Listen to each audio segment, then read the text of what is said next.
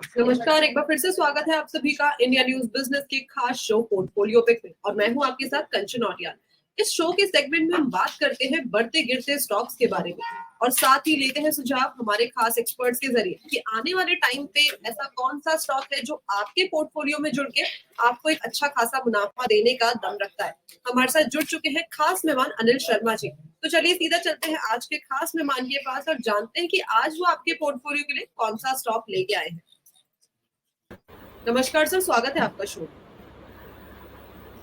नमस्कार कंचन जी, बहुत बहुत नमस्कार। और इस प्रोग्राम के माध्यम से मैं हमारे सभी दर्शकों को भी नमस्कार करना चाहूँगा और साथ में ये भी जोड़ना चाहूँगा, शायद हो सकता है बाद में भूल जाऊँ, तो पहले जोड़ देना ठीक रहता है कि इस जी। शो में डिस्कस किए हुए सारे शेयर, सारी सिक्योरिटीज़ वगैरह के लिए कृपया ये मान के चलें कि ये सिक्योरिटीज़ और शेयर्स मेरे पर्सनल अकाउंट में और मेरे फैमिली के इमीडिएट फैमिली के अकाउंट्स के अंदर भी खरीदी हुई हो सकती है। जी, तो सर ने एक स्टैंडर्ड डिस्क्लेमर पहले ही दे दिया है कि हो सकता है कि उनकी होल्डिंग में या उनके क्लोजली रिलेटेड फैमिली या फ्रेंड्स के होल्डिंग में वो पर्टिकुलर स्टॉक हो, तो आप उस चीज का ध्यान रखिए। अपने जो पर्सनल फाइनेंसर है उनसे एक बार सलाह जरूर ले लीजिए। अब जानते हैं कि वो है कौन सा स्टॉक। सर आज कौन सा स्टॉक लेके आए? जी कंचन जी, आज हम बात करेंगे मैन इंफ्रा कंस्ट्रक्शन के बारे में। शॉर्ट में मैन इंफ्रा भी बोलते हैं इसे। जी सर, सबसे पहले बता दीजिए कि कंपनी का एक वर्किंग किस तरह की है और साथ ही साथ जो कंपनी का सेगमेंट है वो कहाँ का है। उसके बाद हम जाएंगे फंडामेंटल्स और टेक्निकल्स के ऊपर।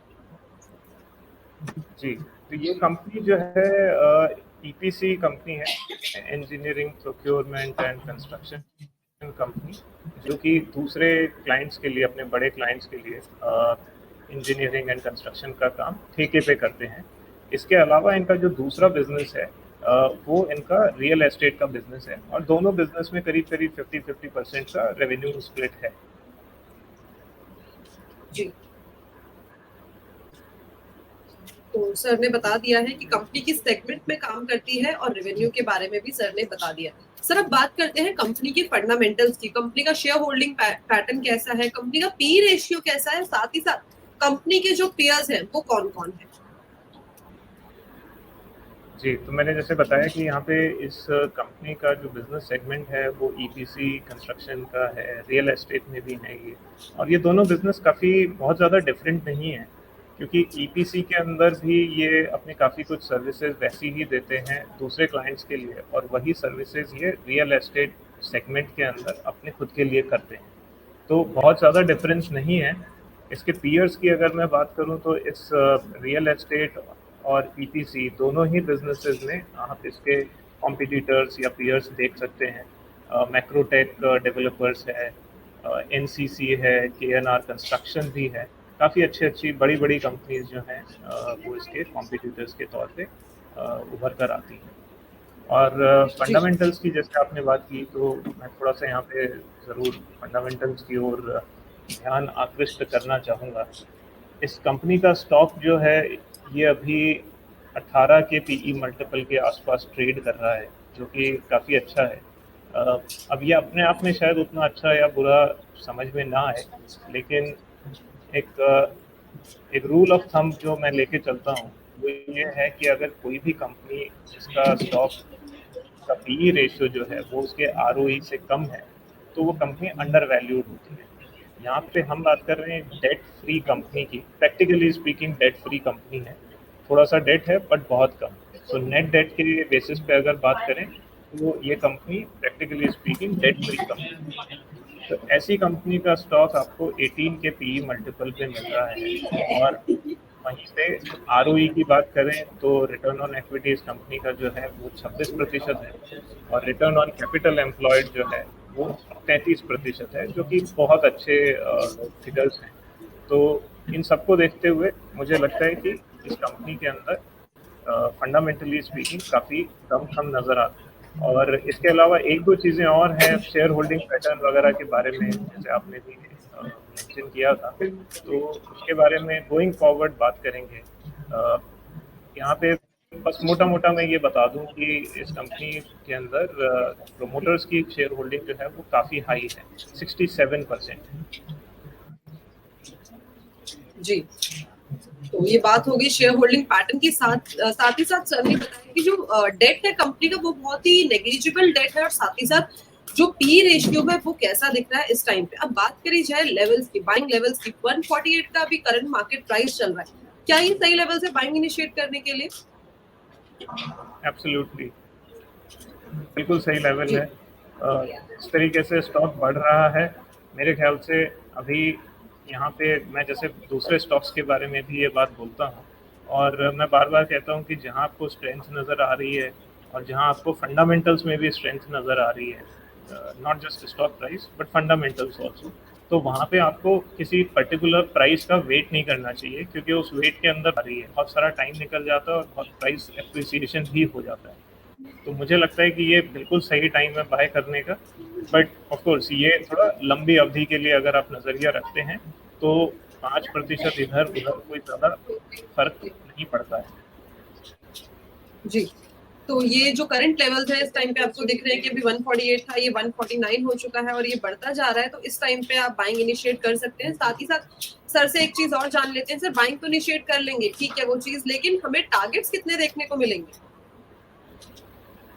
कंचन जी, मेरा टारगेट जो है इस स्टॉक के लिए अगले 1 साल की मैं बात करूं तो मुझे लगता है कि यहाँ पे 70% के करीब का रिटर्न जो है ये स्टॉक इजीली दे सकता है।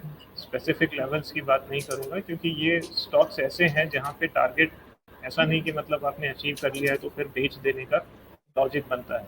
इसको आप लंबे समय के लिए होल्ड करें, और एक बार आपका 70% अचीव ना भी हो तो भी एक स्ट्रिक्ट स्टॉप लॉस जो है 10% के आसपास का लगा के, 15% के आसपास का लगा के इसको लंबी अवधि के लिए इसको ट्रेल किया जा सकता है।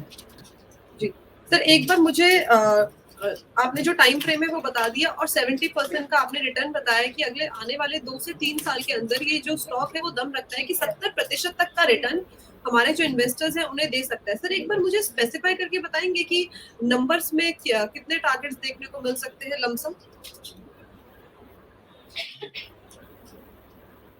अभी देखिए इसका स्टॉक जो है 150 के आसपास ट्रेड कर रहा है, और अगर मैं 70% की बात करूं तो ये स्टॉक जो है इजीली 250 को क्रॉस कर सकता है, और ये 2-3 साल का टारगेट नहीं है, ये मेरा 1 साल का टारगेट है। 2-3 साल में मुझे लगता है कि इसके अंदर और भी अच्छे लेवल्स दिखाने की क्षमता है, और काफ़ी आसान तरीके से मैं थोड़ा इसमें अभी फंडामेंटल्स के बारे में थोड़ी और डिटेल में बात करूंगा, जहाँ पे मैं थोड़ा अच्छे से एक्सप्लेन करूंगा कि क्यों मुझे ऐसा लगता है कि ये स्टॉक और ऊपर जा सकता है। तो उसके कुछ ड्राइवर्स हैं, कुछ ग्रोथ ड्राइवर्स हैं, उन सबको देखते हुए मुझे ये लगता है कि काफ़ी इसमें दमखम है। तो अगले 2-3 साल की स्टोरी है, आप सिर्फ 1 साल के लिए जो है इसमें 70% का टारगेट लेके चल सकते हैं, लेकिन अगर आपका टारगेट अचीव हो जाता है तो उसके बाद में इसमें आप उसको ट्रेल करते रहिए। बेचने का मैं नहीं कहूँगा, यूजुअली 1 साल का टारगेट दिया जाता है, तो वो मैंने आपको 70% का दिया है हमारे सभी दर्शकों को, लेकिन इसको ये 2-3 साल की स्टोरी है एक्चुअली।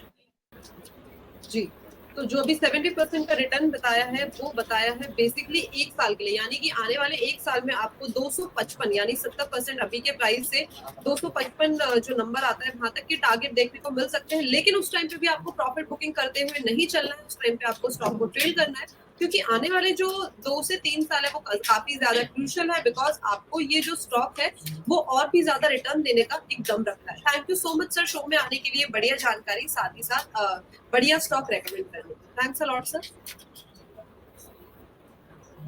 बहुत बहुत धन्यवाद कंचन जी, तो ये थे अनिल शर्मा जी जो लेके आए थे आपके पोर्टफोलियो के लिए एक बहुत ही उम्दा स्टॉक। बस ऐसे ही अलग अलग स्टॉक्स की जानकारी के लिए जुड़े रहिए इंडिया न्यूज बिजनेस के खास शो पोर्टफोलियो पिक के साथ। धन्यवाद।